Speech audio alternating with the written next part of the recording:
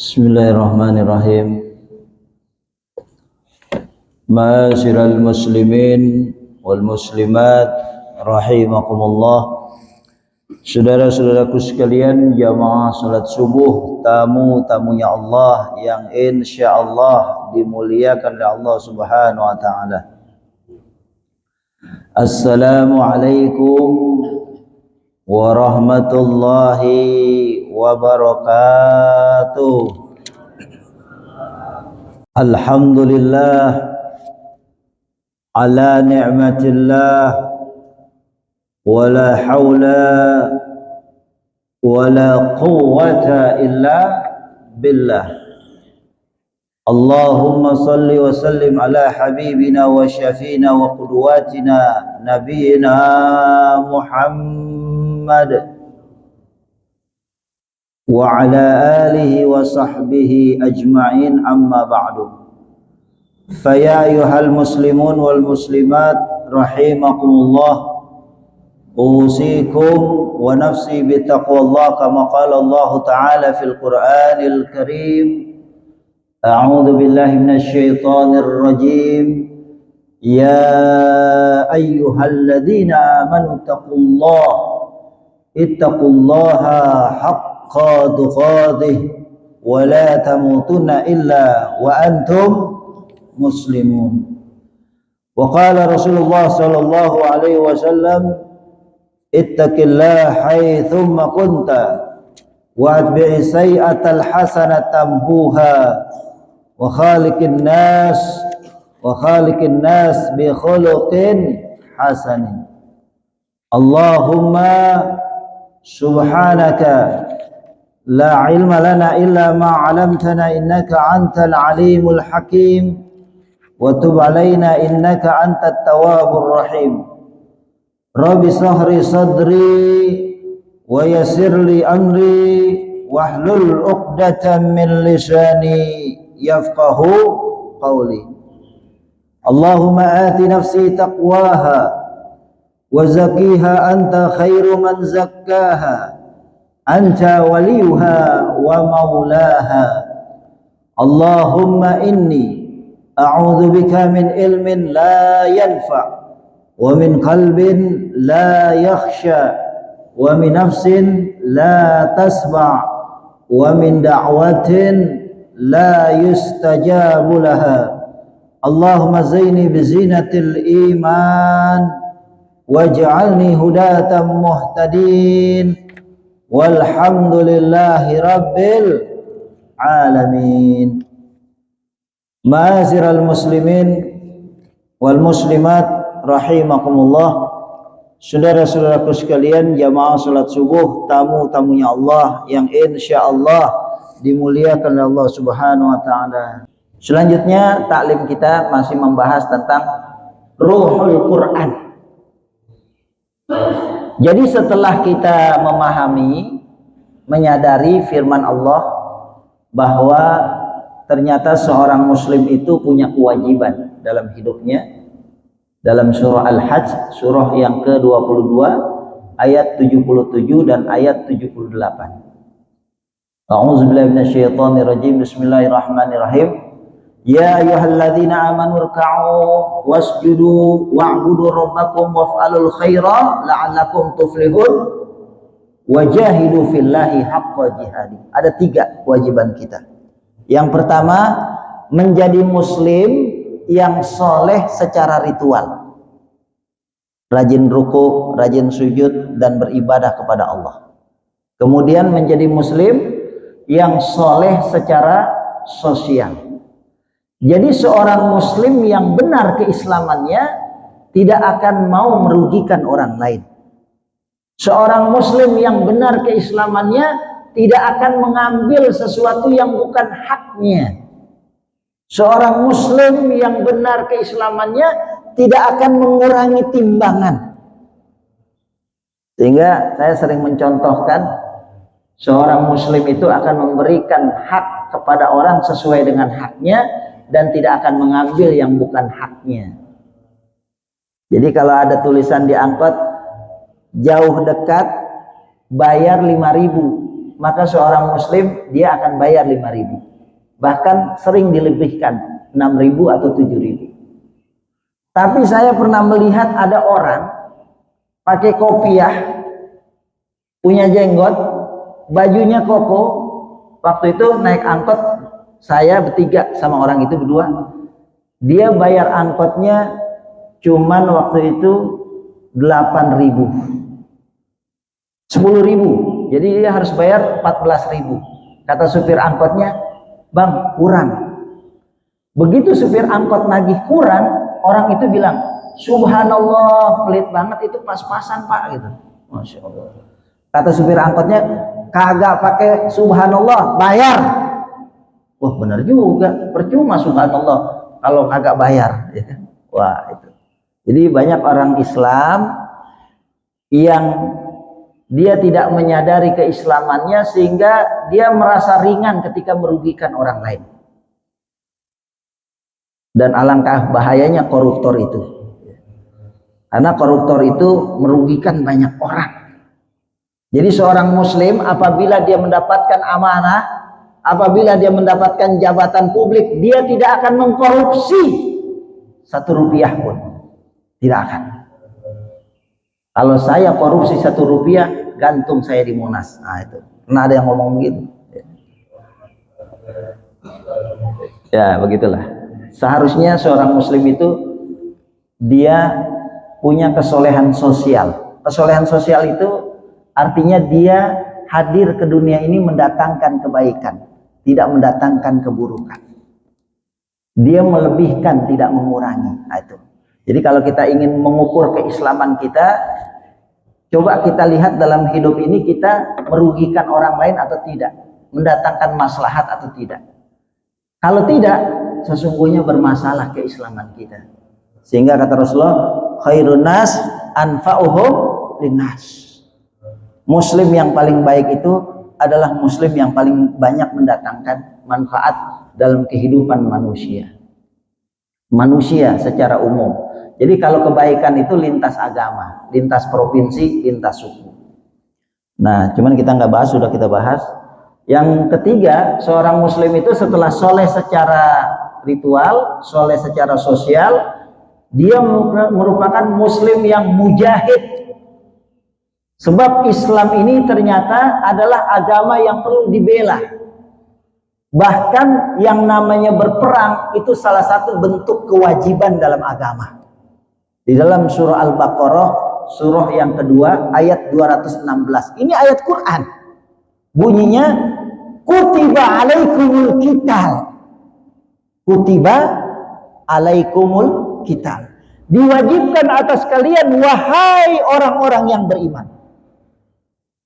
Apa kewajibannya? Al-qital, berperang. Jadi dalam pemahaman seorang muslim, berperang membela agama Allah adalah salah satu bentuk ibadah. Berperang membela agama Allah adalah salah satu bentuk ketaatan kita kepada Allah. Mungkin kebanyakan muslim yang namanya ibadah itu sholat, puasa, sedekah, baca Quran, zikir, ke masjid. Memang itu ibadah. Tapi jangan lupa, berperang membela agama Allah itu juga ibadah. Itu juga ketaatan.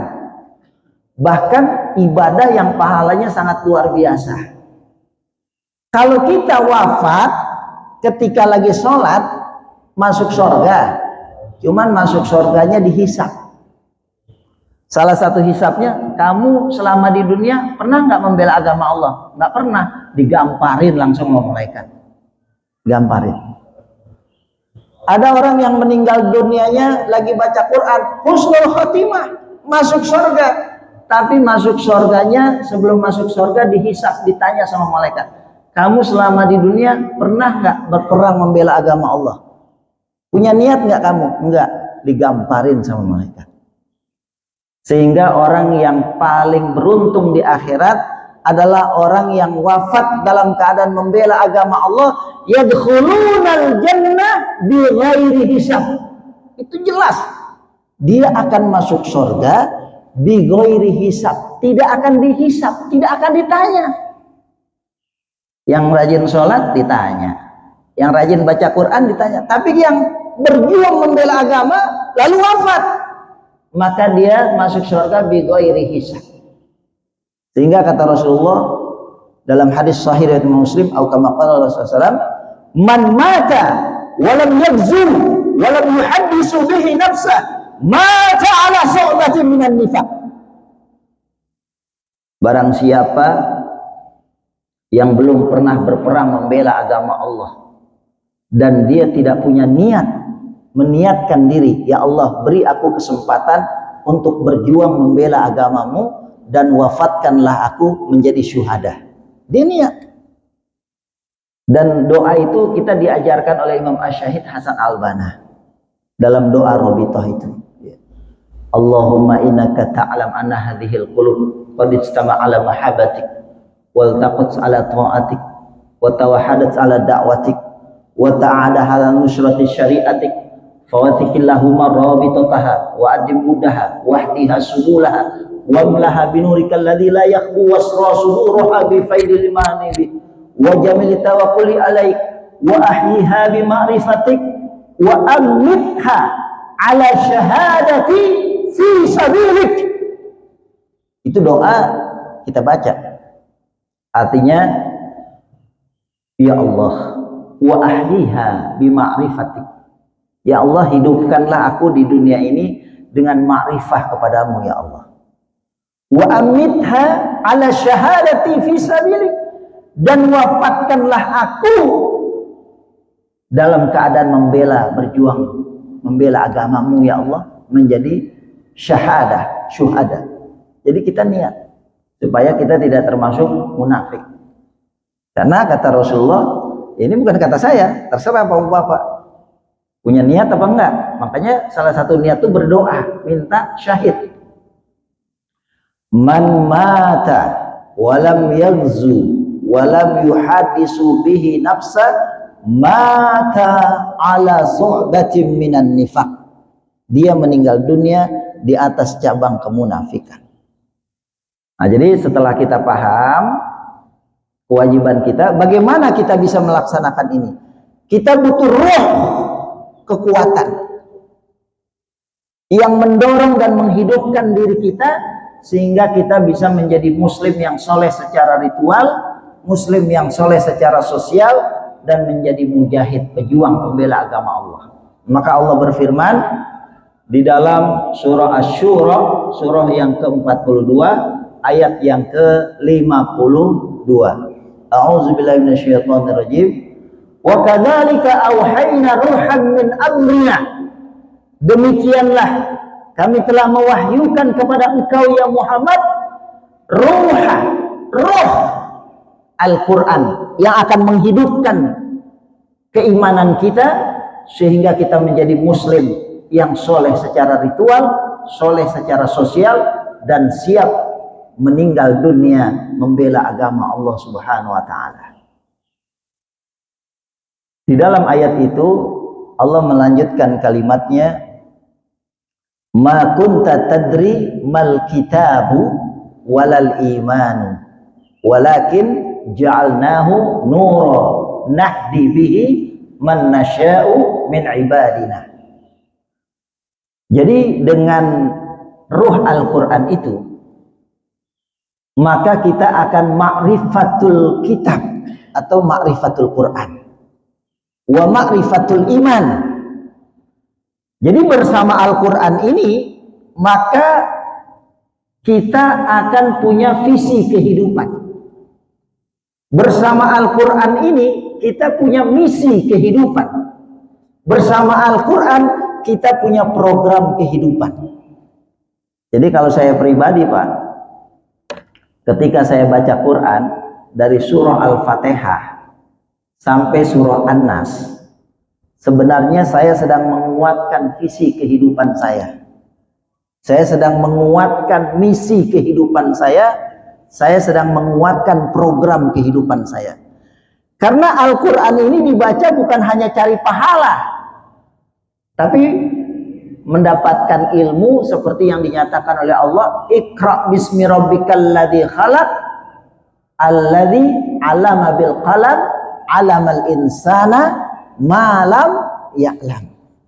Dia Allah mengajarkan dengan Al-Qur'an ini pengetahuan yang sebelumnya dia nggak tahu. Pengetahuan tentang visi kehidupan, pengetahuan tentang misi kehidupan, pengetahuan tentang program kehidupan. Maka kalau kita baca Al-Quran, visi kehidupan kita adalah la ilaha illallah. Karena kata Rasulullah tadi dalam hadis, ma qultu ana wan nabiyuna min qabli la ilaha illallah wahdahu la syarika lah lahul mulku wa lahul hamdu wa huwa ala kulli syai'in qadir. Jadi tidaklah seorang nabi yang diutus oleh Allah dari dulu sampai saya kecuali mengajarkan visi kehidupan la ilaha illallah. Itulah visi kehidupan kita. Sehingga terkait dengan visi ini kita jelas, tegas, lugas. Kita nggak abu-abu.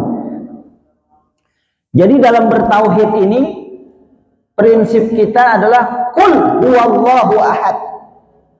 Katakan, komunikasikan, jelaskan kepada manusia, saya ini seorang muslim yang bertauhid kepada Allah.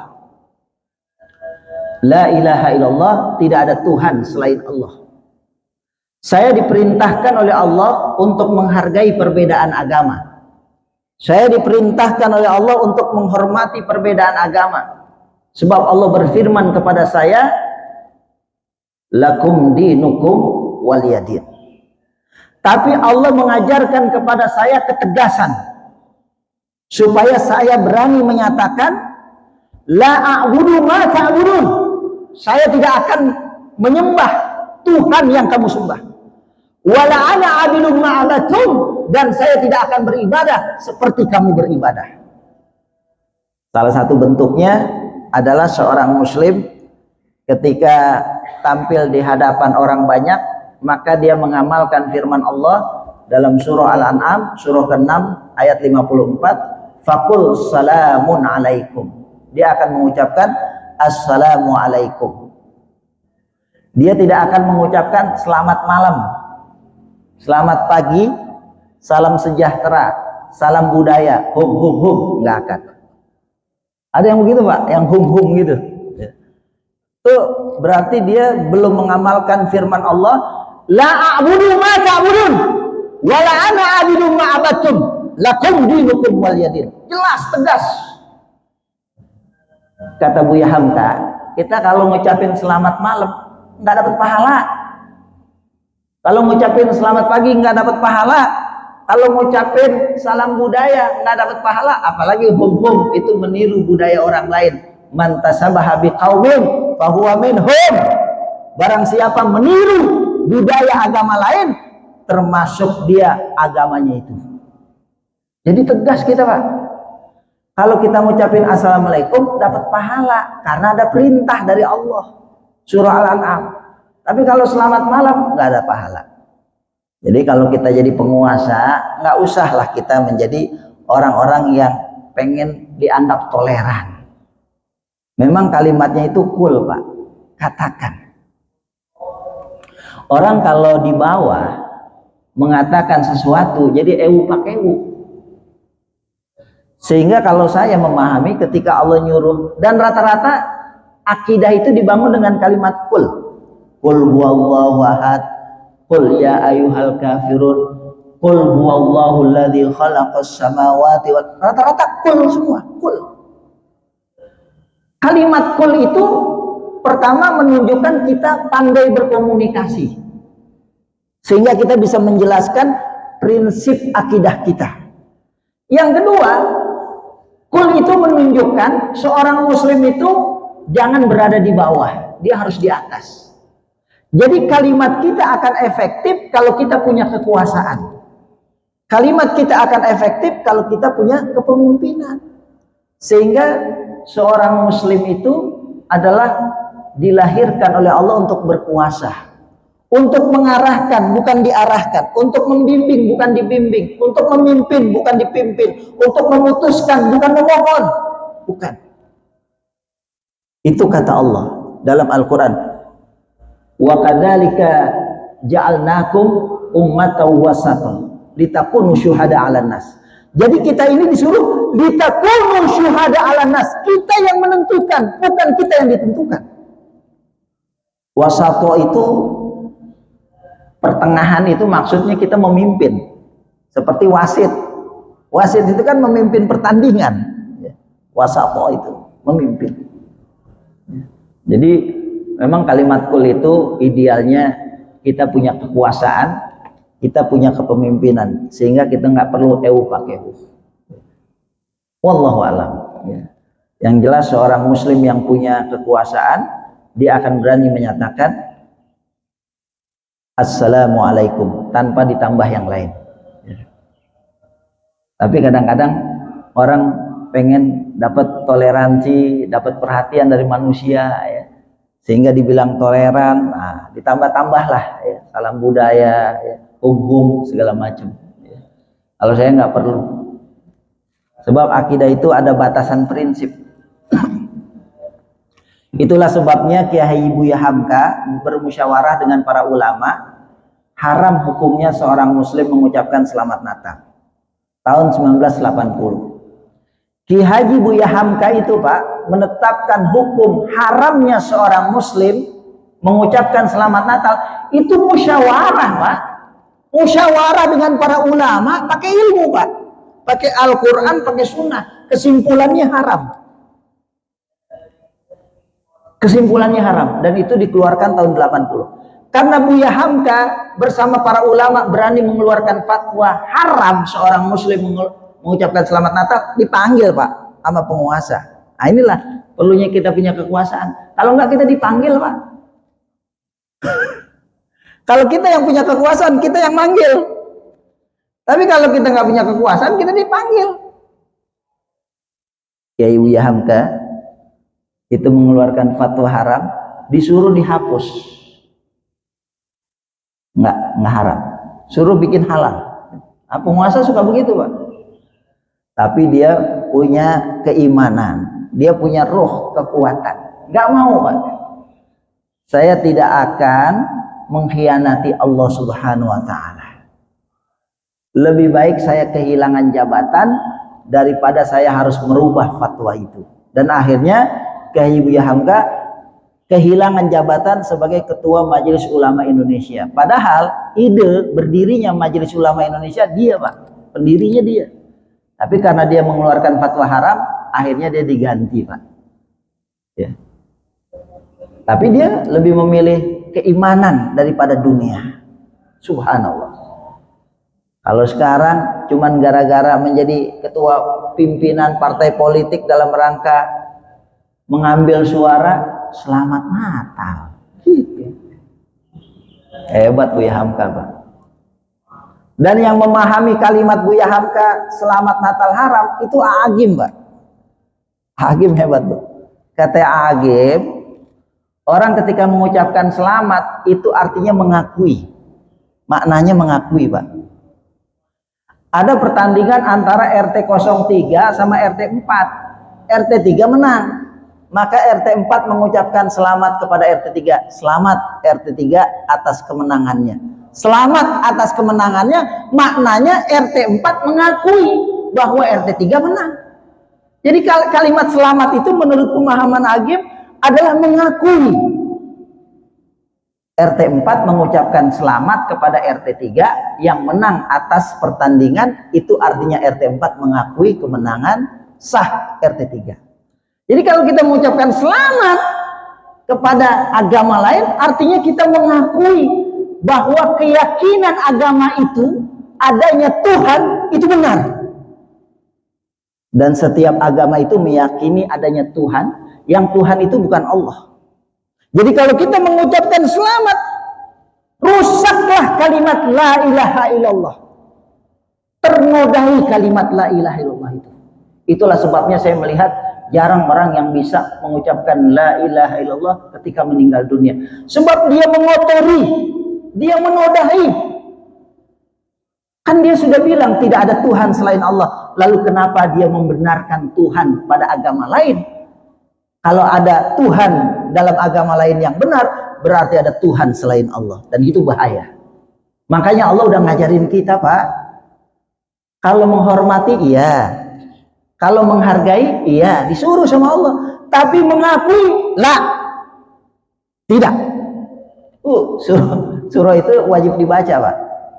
Wajib dibaca rakaat pertama qul ya ayyuhal kafirun kalau sholat sunnah. Kalau yang rakaat kedua qul huwallahu. Kita sering baca tapi kita langgar. Jadi untuk semua agama selain Islam kita bilang la a'budu. La kalimatnya itu, Pak. Tidak. Saya tidak akan mengakui kebenarannya. Tapi menghargai disuruh. Menghormati disuruh. Lakum dinukum. Jadi kalau kita menghargai, menghormati, itu perintah Allah. Tapi mengakui dilarang sama Allah. La a'budu. Bahkan kalimat itu diulang dengan kalimat wala ana. Sebenarnya kalimat la a'budu ma ta'budun udah jelas, tapi sama Allah kita diajarin kalau sholat sunnah itu diulang lagi. Wala ana 'abidun ma abadtu. Nah udah diulang-ulang masih bom juga, error itu, error, Pak, nggak paham. Nah, cuman itu udah dijelasin, ini diulang lagi ya supaya seger. Nah akhirnya kita punya visi, punya misi kehidupan. Misi kehidupan kita setelah baca Quran ini ternyata rahmatun lil alamin.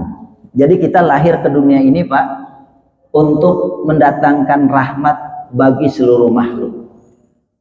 Sehingga Allah berfirman, ini ja'ilun fil ardi khalifah. Dan yang pertama merasakan kita sebagai rahmat adalah ibu kita. Kalau bapak-bapak pengen punya karomah, kalau masih punya orang tua, ibu, subhanallah, ibu itu bisa menjadikan orang itu doanya mustajab. Birrul walidain. Dan saya juga, ya, orang tua sudah meninggal, ibu saya. Kalau masih ada, subhanallah, saya akan bertekad, bahkan kotorannya akan kita pungut, kita bersihkan, karena disitulah karomah kita ya. Bahkan Allah menyatakan, kalau orang tua kamu, ibu kamu menyuruh kepada kemusyrikan, fala tuti'huma wa sahibhuma fid dunya ma'rufa.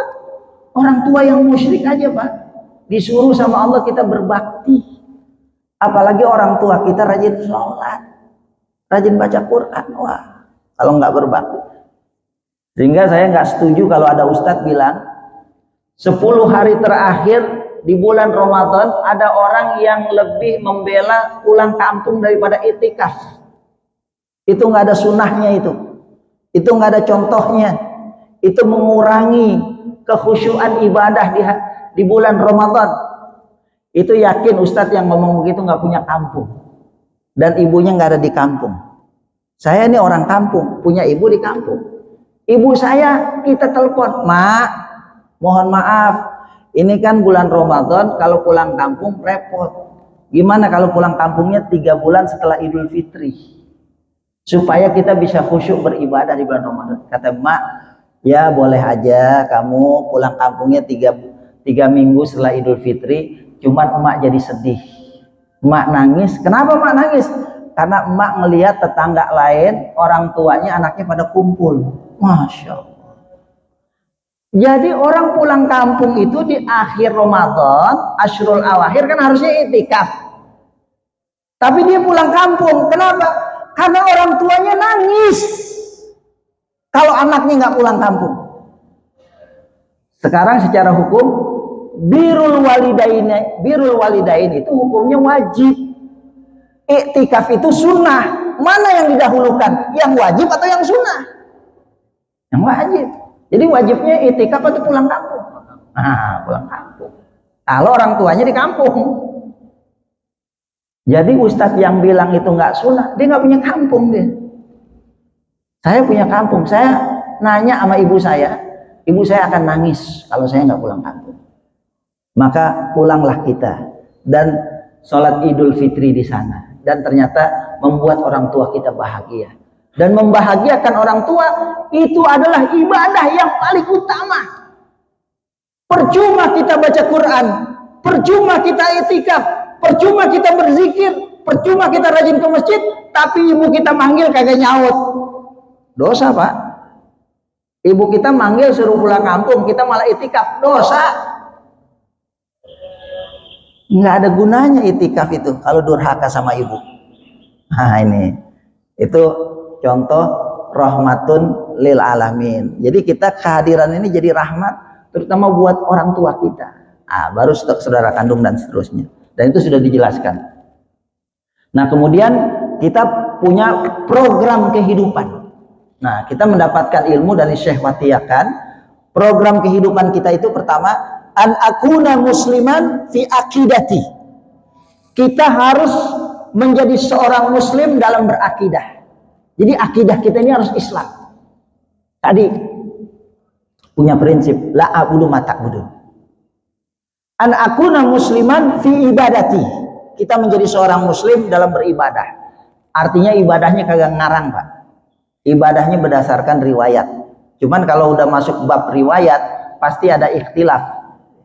Karena ternyata memang faktanya Rasulullah mengajarkan dalam fikih itu perbedaan. Ini fakta, Pak. Rasulullah mengajarkan dalam fikih itu adanya perbedaan. Itu yang namanya doa iftitah itu ada beberapa model, Pak. Doa ruku ada beberapa model. Dan Rasulullah ketika ruku kepada Abdullah bin Abbas radhiyallahu anhu mengajarkan dengkul duluan, kepada Abdullah bin Mas'ud tangan duluan. Mana yang benar? Dua-duanya benar, Pak. Karena dua-duanya diajarkan oleh Rasulullah. Kenapa Rasulullah mengajarkan perbedaan? Kata Umar bin Abdul Aziz, laula lam yahtalifu lam yakun lana rukhsatun. Sekiranya tidak ada perbedaan, maka tidak ada kemudahan bagi kita. Jadi kenapa fikih itu mengandung ijtihad? Karena memberikan kemudahan. Dan itu dinyatakan sama Allah, Pak. Wa ma ja'ala 'alaikum fid dini min haraj. Sekali-kali aku tidak akan menjadikan dalam urusan agama ini sesuatu yang menyulitkan. Enggak. Ma yuridullah liyaj'ala 'alaikum min haraj. Yuridullah bikumul yusra wa la yuridu bikumul usra. Jadi setelah saya baca ayat itu saya paham, oh ternyata fikih itu adalah kemudahan. Sehingga untuk menghadirkan kemudahan maka adanya perbedaan. Perbedaan itu menghadirkan kemudahan, Pak. Tapi ilmunya harus dipelajari supaya kita beribadah tidak ngarang, ya. Tidak ngarang kita beribadah itu. Berdasarkan riwayat, tapi riwayat pasti beda-beda, Pak. Maka kita jangan menyalahkan orang yang berbeda dengan kita karena beda riwayat atau beda penilaian. Misal, saudara kita ada yang kunut, jangan kita bid'ahkan. Jangan kita bid'ahkan. Sebab mereka yang kunut itu meyakini hadis tentang kunut itu sahih. Tapi yang nggak mau kunut itu hadis doif. Karena doif maka tidak diamalkan. Hadis doif tidak boleh diamalkan dalam hal ibadah. Maka barang siapa yang mengamalkan jadi bid'ah. Itu pola pikirnya nggak pas, Pak. Pola pikir. Kan kata ente hadis itu doif. Ente bilang doif itu ijtihad bukan? Emang kata Rasulullah bahwa hadis tentang kunut subuh itu doif, itu kata Rasulullah apa kata ente? Kata ente. Ya ulama lah, kata Ibnu Taimiyah, ya, Ibnu Qayyim, Nasiruddin Albani dan sebagainya. Ya. Doif, ya saya hormati doif. Tapi kata Imam Syafi'i, Imam Daruqutni, kemudian ada lagi Imam Nawawi, itu hadisnya sahih. Maka kalau ini ijtihad, kata ulama la inkaro fi masail ijtihad. Tidak boleh saling menyalahkan, tidak boleh saling mengingkari, Pak. Tapi memang hari ini banyak masjid ribut, Pak. Karena beberapa ustadz menyalahkan amaliyah yang lain, yang berbeda penilaiannya dengan dia. Menurut dia itu hadisnya dhaif, menurut dia, menurut yang lain kan sahih. Nah ketika orang disalahin Pak, orang nggak mau disalahin Pak. Orang saya berguru, punya sanad, karena dia nyalain mulu Pak, itu kerjaannya nyalain. Akhirnya di Bogor masjid mau dibakar Pak. Orang taklimnya nyalain mulu, astagfirullahaladzim. Jadi fitnah akhir zaman. Untung nggak jadi dibakar, tapi mau dibakar itu. Karena isi pengajiannya kok salah mulu, salah. Jadi kalau urusan fikih itu Pak, kalau orang suka menyalahkan berarti dia belum paham. Tapi kalau dia suka melapangkan dan memudahkan, dia sudah paham. Karakter fikih itu adalah memudahkan. Kata siapa? Ya kata Allah. Yuridullah bikumul yusra. Itu kaitannya fikih Pak, fikih puasa. Kemudian syariah secara umum itu dalam surah Al-Hajj ayat 78. Wa ma ja'ala 'alaikum fi din. Dalam hal salat surah Al-Maidah ayat ke-6. Ma yuridullah liyaj'ala 'alaikum min haraj. Allah tidak ingin dengan ibadah salat itu kamu menjadi susah. Coba ya nanti dibaca di rumah. Surah Al-Maidah ayat ke-6. Ma yuridullah liyaj'ala 'alaikum min haraj. Allah tidak ingin dengan ibadah sholat itu kamu menjadi susah. Artinya Allah telah memutuskan dan menetapkan hal-hal yang terkait dengan fikih itu memudahkan, baik fikih sholat, fikih puasa, dan fikih yang lainnya. Itulah sebabnya fikih nggak dibikin saklek sama Rasulullah, tapi dimudahkan. Yassiru wala tu'assiru, basiru wala tunafiru. Nah jadi an akuna musliman fi ibadati, an akuna musliman fi akhlaki, kita harus mengislamkan akhlak kita. An akuna musliman fi baiti, kita mengislamkan keluarga kita. An akuna musliman fi ijtimai, kita mengislah masyarakat kita. Kemudian mengislah pemerintahan kita. Nah pemerintahan ini seru nih, kalau udah bab pemerintahan bisa panjang lagi ya. Tapi mudah-mudahan pemerintahan kita yang akan datang itu menjadi lebih baik, karena kita berdoa semoga menjadi amin gitu, menjadi amin. Wallahu alam ya. Amin ya. Tapi saya dapat info ya, tapi nggak boleh disampaikan ya. Nah, ada tekanan ya. Artinya politik sandra ya, politik sandra. Tapi nggak boleh. Ini khusus nanti privat kalau mau ya. Ya pokoknya ala kulli hal mereka berencana, Allah punya rencana ya. Mudah-mudahan Allah memberikan yang terbaik. Karena memang faktanya negara kita ini darurat komunis. Faktanya negara kita ini darurat komunis. Jadi anak-anak komunis itu sekarang sedang di atas daun. Anak-anak komunis itu sekarang sedang memiliki kekuasaan. Sampai keluar keputusan presiden, mereka adalah korban HAM. Sehingga kalau di zaman Presiden Soeharto itu yang namanya film G30 SPKI itu pasti diputer Pak. Pasti diputer ntar. 30 lembar. Tapi di belakangan itu dilarang malah Pak. Belakangan dilarang. Nah nggak mungkin muncul pelarangan kecuali mereka punya kekuatan dan kekuasaan. Bahkan di Lemhanas itu yang namanya partai yang ketuanya ibu-ibu ya. Partai yang ketuanya ibu-ibu tuh ya, ada partai ketuanya ibu-ibu. Dia bilang sama Lemhanas, itu kalimat G30 SPKI, PKI-nya dicoret. Cukup dengan G30S. Nggak ada PKI-nya. Nah, luar biasa. Dan itu kata Jenderal Sunarko. Jadi dicoret di Lemhanas kalimat PKI. Jadi memang darurat komunis. Jadi negara ketuhanan yang Maha Esa mau dirubah negara kesetanan yang berkuasa. Karena komunis itu nggak percaya adanya Tuhan. Makanya kita harus mengislah ini, memperbaiki.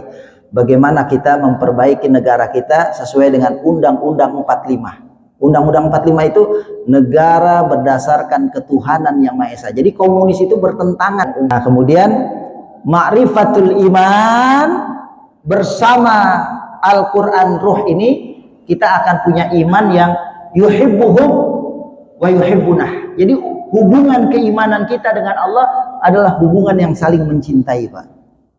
Dan inilah makom yang paling tinggi, sehingga kalau kita sudah mencintai Allah, radhiyallahu anhum wa radu anhu, kita akan ridho kepada Allah dengan segala keputusannya, Kita akan ridho dengan Allah dengan segala takdirnya, kita ridho kepada Allah dengan segala syariah dan aturannya. Maka sempurnalah keimanan kita, sempurnalah kehidupan kita, punya visi, punya program, dan ternyata hubungan kita kepada Allah itu adalah hubungan yang saling mencintai, hubungan yang saling meridhoi. Semoga Allah memberikan taufik dan hidayah kepada kita sehingga kita bisa menjadi seorang muslim yang soleh secara ritual, menjadi seorang muslim yang soleh secara sosial, dan kita menjadi seorang muslim yang mujahid, yang siap membela dan memperjuangkan agama Allah Subhanahu wa taala sehingga kita syahid meninggal dunia dalam keadaan membela agama Allah Subhanahu wa taala, dan dengan rahmat Allah kita dimasukkan ke dalam surga bighairi hisab bersama orang-orang yang diridhai oleh Allah Subhanahu wa taala. Dan semoga Allah memberikan kepada kita rasa cinta kepada Allah Subhanahu wa taala sehingga kita dicintai oleh Allah Subhanahu wa taala, dan kita cinta kepada Allah Subhanahu wa taala, kita ridho kepada Allah Subhanahu wa taala, dan Allah meridhoi kita. Amin amin ya rabbal alamin. Subhanakallah bihamdika asyhadu an la ilaha illa anta astaghfiruka wa atubu ilaik. Wassalamualaikum warahmatullahi wabarakatuh.